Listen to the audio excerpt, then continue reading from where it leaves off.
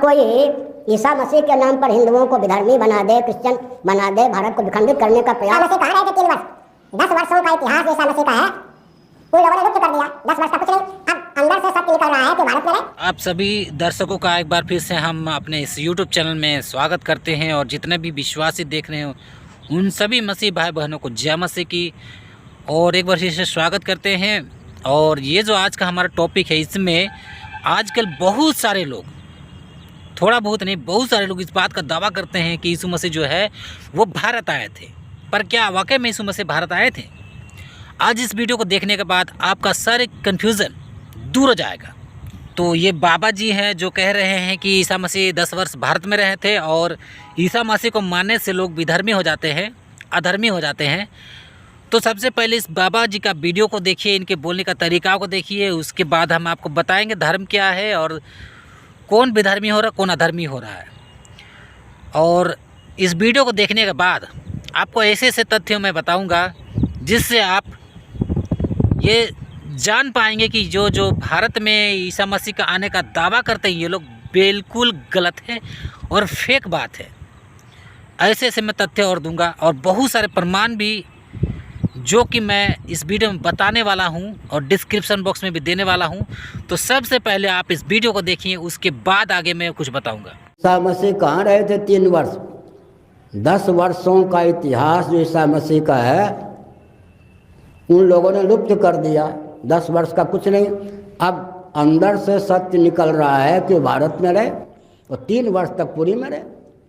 अब मेरे पास तो वहाँ कहाँ से ईसा मसीह के भक्त लोग आते हैं, क्या आपको पता है कुछ पुरी में कहाँ रहे क्या रहे?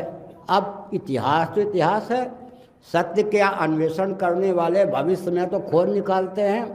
10 वैष्णवोचित उनके शिष्यों की प्रतिभा है बाहर, वैष्णवोचित तिलक से युक्त कौन थे? ईसा मसीह। अब वैष्णवोचित तिलक से युक्त पुरी में रहकर उन्होंने प्रशिक्षण प्राप्त किया, भारत में 10 वर्षों तक अवधि प्राप्त की।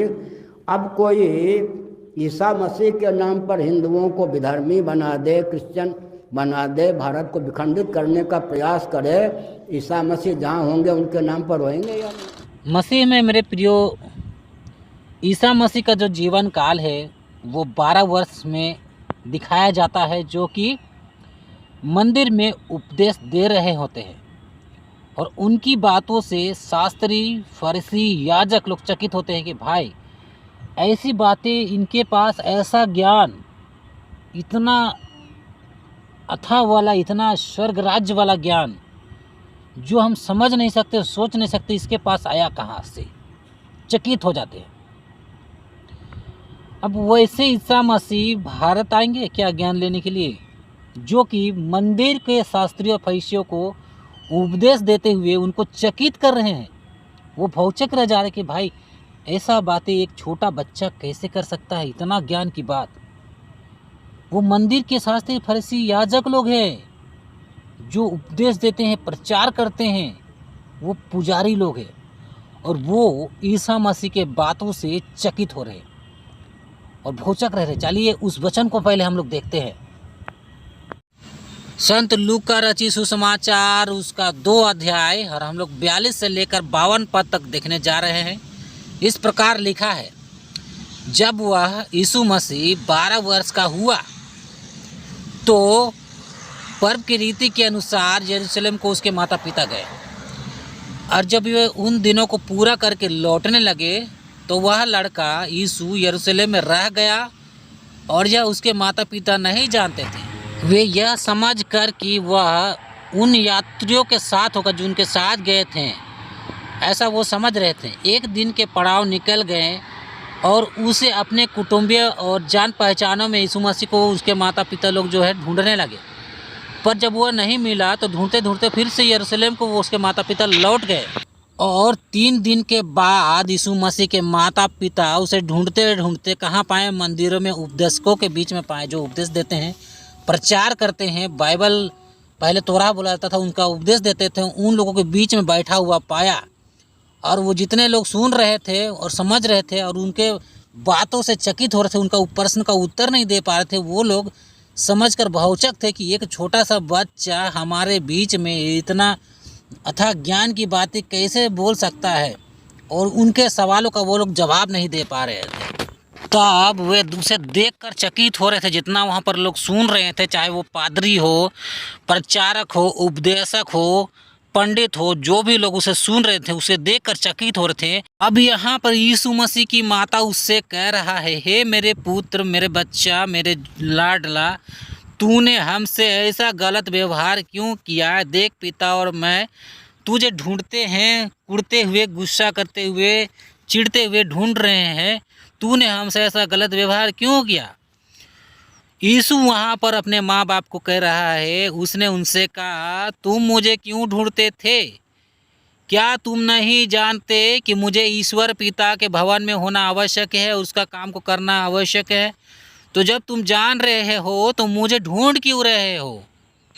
परंतु जो बात उसने उनसे कही, उन्होंने उसे नहीं समझा। अब आगे यहाँ 51 में लिखा है, तब वह उनके साथ गया, अपने माता पिता के साथ, और नासरत में आया और उनके वश में रहा, उनके अधीन में रहा। और उसकी माता ने ये सारी बातें जो यीशु मसीह की बातें थी अपने मन में ही रखी, किसी को नहीं बोली। और यहाँ 52 में लिखा है, और यीशु मसीह बुद्धि और दिलडोल में और परमेश्वर और मनुष्य के अनुग्रह में बढ़ता गया। का 2 अध्याय का 52 में यहाँ पर स्पष्ट लिखा है कि यीशु मसीह नासरत नगर गए और वहाँ पर बुद्धि में बढ़ते चले गए। तो उसे भारत आने की क्या ज़रूरत है? भारत के लोगों को सीखने की उससे ज़रूरत है, ना कि उसको भारत आने की ज़रूरत है। और वहाँ पर यह भी लिखा है कि ईश्वर और मनुष्य के अनुग्रह में वो बढ़ता चला गया, मतलब वो वहीं बढ़ा है, नासरत नगर में बढ़ा हुआ। ये बाइबल हमको बता रही है। लूका 2 अध्याय उसका 52 पद में ये स्पष्ट बता रहा है कि वो नासरत नगर में बढ़ा हुआ।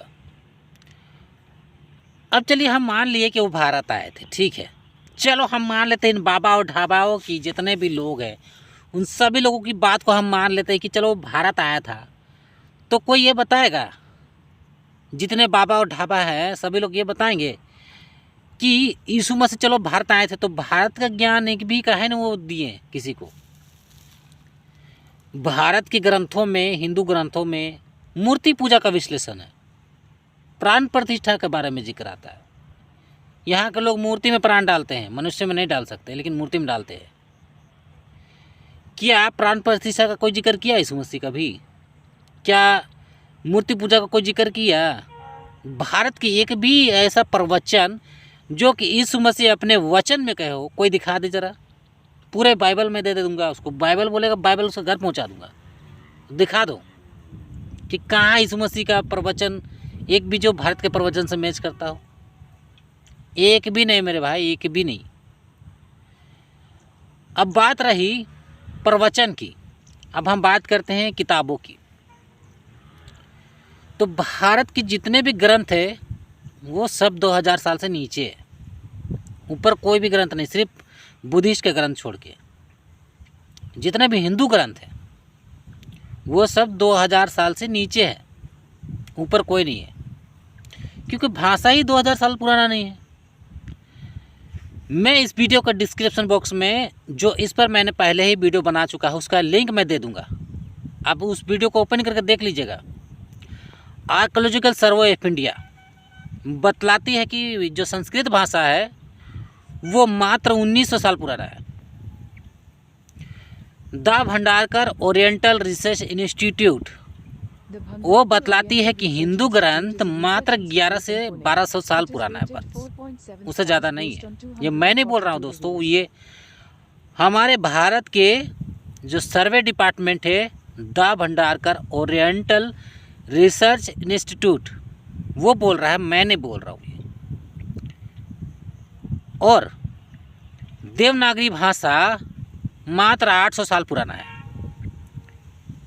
ये मैं नहीं बोल रहा हूँ, ये तमिलनाडु का डिपार्टमेंट बोल रहा है। जो archaeological survey of India Tamil Nadu department है वो बोल रहा है कि मात्र ये जो देवनागरी भाषा है 800 साल पुराना है। और ये भाषा की शुरुआत पटना में हुई थी।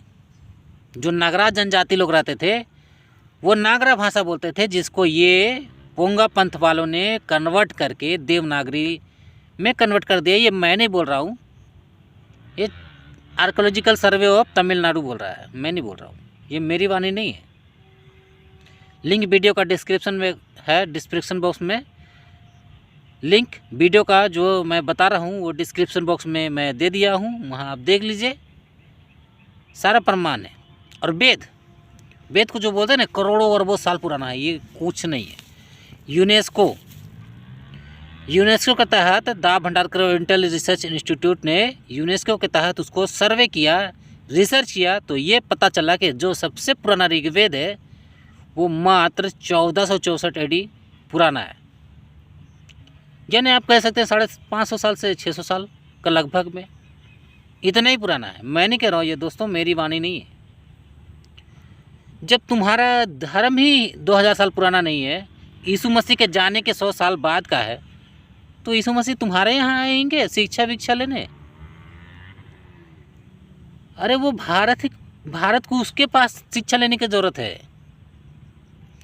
जब मंदिर में वो उपदेश दे रहे थे तो पंडित लोग, ज्ञानी लोग उसके कम एज में ही उसको प्रश्न को उत्तर नहीं दे पा रहे थे, उसके सवाल का जवाब नहीं दे पा रहे थे। अब वो क्या भारत आएंगे शिक्षा लेने के लिए? और एक हम लोग वचन को देखेंगे दोस्तों, जहाँ पर ये स्पष्ट रूप से लोग कह रहे हैं कि इसको तो हम जानते हैं, ये तो नासरत का निवासी है, नासरत में इसको खेल कूद के बड़ा हुआ, दोस्तों को भी जानते हैं, इसको भाइयों को भी जानते हैं, ऐसा लोग बोल रहे हैं। आइए एक वचन को और देखते हैं। जब यीशु मसीह उपदेश कर रहा होता है तो वहाँ पर कुछ लोग इकट्ठे होते हैं। वहाँ लिखा है मरकुस 6:3 में, क्या यह वही बढ़ई नहीं जो मरियम का पुत्र और याकूब और योसेस और यहूदा और समोन का भाई है? और क्या उसकी बहनें यहाँ हमारे बीच में नहीं रहती? इसलिए उन्होंने उसके विषय में ठोकर खाई। यीशु मसीह हमारा वहाँ पर वो लोग बढ़ाई का बेटा है, यहाँ पर खेलकूद के बड़ा हुआ है, उसको जानते हैं, ये तो वहाँ रहता है, वहीं पर पला बढ़ा है, ऐसा बोल के लोग बोल रहे थे।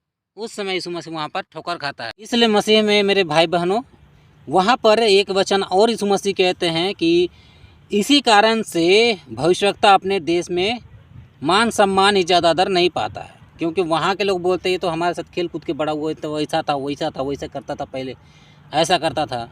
इसीलिए कोई भी भविष्यवक्ता अपने देश में मान सम्मान इज्जत आदर नहीं पाते, वहाँ पर यीशु मसीह कहते हैं।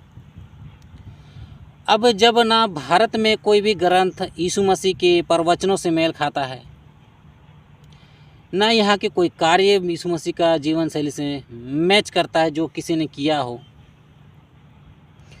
विश्व का किसी भी व्यक्ति जो अपने को ईश्वर भगवान, चाहे देवी देवता हो, चाहे जो भी का हो, वो यीशु मसीह की तरह तो एक भी काम नहीं किया।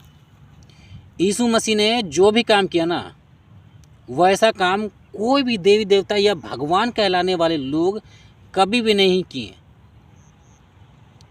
सड़ा हुआ व्यक्ति 4 दिन का लाजर, उसको यीशु मसीह जीवित कर दिया। लोग अचंभित हो गए कि जो व्यक्ति से दुर्गंध आती है, जो मर के 4 दिन हो गया, उसको वो जीवित कर दिया। 12 साल की लड़की मर गई थी, उसको जीवित कर दिया। यीशु मसीह मुर्दों को जिंदा करने की ताकत रखता था, अधिकार रखता था, क्योंकि उसने हर मनुष्य को जीवन दिया है, तो लेने और देने दोनों का अधिकार है उसके पास। हिंदू देवी देवता भगवान चाहे जो भी हो, कभी मुर्दों को जीवित ये लोग नहीं करते हैं। अगर मुर्दा को ये लोग जिंदा कर पाते भगवान लोग, तो सबसे पहले शिव जी अपने पत्नी सती को जीवित करता। कोई भी भगवान देवी देवता को यह अधिकार नहीं किसी मनुष्य को जो मर गया हो उसमें प्राण आत्मा डालने की, अधिकार ही नहीं है। सिर्फ प्राण वो ले सकते हैं, दे नहीं सकते हैं। कोई मुझे ये समझाओ, जब भारत की कोई भी प्रवचन यीशु मसीह से मेल ही नहीं खाता है, वो भारत कब आया? वैसे तो कुछ लोग कहेंगे कि वो पाकिस्तान आया था, क्योंकि बचपन से लेकर 12 साल तक उसका कोई जिक्र ही नहीं। वो कहाँ रहा, कैसे पढ़ाई किया, कैसे बुद्धि लिया? वो पाकिस्तान आया होगा पढ़ाई करने के लिए, अमेरिका आया होगा। अमेरिका वाला भी बोलेंगे ना इससे कि अमेरिका आया होगा। ऑस्ट्रेलिया वाला बोलेंगे मेरा यहाँ एजुकेशन लिया था, भारी भरकम एजुकेशन है हमारे यहाँ से एजुकेशन लेके गया, बचपन में 12 साल की समय से उपदेश करने लगा, पढ़ाई लिखाई छोड़ के। कल के दिन बोलेंगे नहीं, अमेरिका बोलेगा कि नहीं 12 साल के बाद उसका जो जिक्र नहीं है ना, वो मेरा ऑस्ट्रेलिया में या अमेरिका में आया हुआ था, वहाँ पर पढ़ाई कर रहा था। वो लोग भी अपना दावा कर सकते हैं। 7 समुंदर पार से यहाँ भारत आ गया वो शिक्षा लेने के लिए। जो कोई भी शिक्षा उसका भारत से मेल ही नहीं करता है। भारत के लोगों को शिक्षा लेने की ज़रूरत है यीशु मसीह से। यीशु मसीह को भारत से शिक्षा लेने की ज़रूरत नहीं है। यीशु मसीह स्वर्ग राज्य का प्रचार करने आया था, भारत का नहीं। जो भारत में ज्ञान लेने आएगा, भारत के लोगों को खुद ज्ञान नहीं है। जो अपने ग्रंथों में बड़े बड़े विज्ञान का दावा करते हैं, उन लोगों ने आज तक सुई का आविष्कार नहीं किया। खाली ये सब दिखावा है। बाकी मैं किसी भी धर्म ग्रंथ का आलोचना नहीं करना चाहता हूँ, लेकिन कुछ लोग हैं ऐसे जो मूर्खतापूर्ण बात करते हैं, उस कारण से मुझे बोलना पड़ रहा है। बाकी सबकी अपनी अपनी आस्था है, मुझे किसी पर कोई टिप्पणी नहीं करना। I respect you. तुम्हारा जो ग्रंथ है उसको मैं रिस्पेक्ट दे रहा हूँ। मैं तुम्हारे ग्रंथ को रिस्पेक्ट करता हूँ भाई, कोई आलोचना नहीं है मेरे तरफ से। किंतु कुछ पोंगा पंथ वाले जो हैं वो तो सभी धर्म में हैं, ऐसे मैं बोल सकता हूँ, सभी धर्म में। क्योंकि जो लोग झूठ मूठ का बातों को तोड़ मरोड़ को पेश करते हैं, वो लोग सभी लोग पोंगा पंथी है। चाहे वो क्रिश्चियन हो, ईसाई, चाहे कोई भी धर्म के हो, सभी लोग पोंगा पंथी है। अगर हमारा ये वीडियो आपको पसंद आता है तो हमारे चैनल को सब्सक्राइब ज़रूर कीजिएगा, वीडियो को लाइक कीजिएगा, कमेंट कीजिएगा, शेयर दोस्तों में कर दीजिएगा। जो लोग यीशु मसीह को भारत आने के दावा करते हैं उन लोगों को ज़्यादा से ज़्यादा शेयर कीजिएगा। बाकी मिलते हैं नेक्स्ट वीडियो में दोस्तों।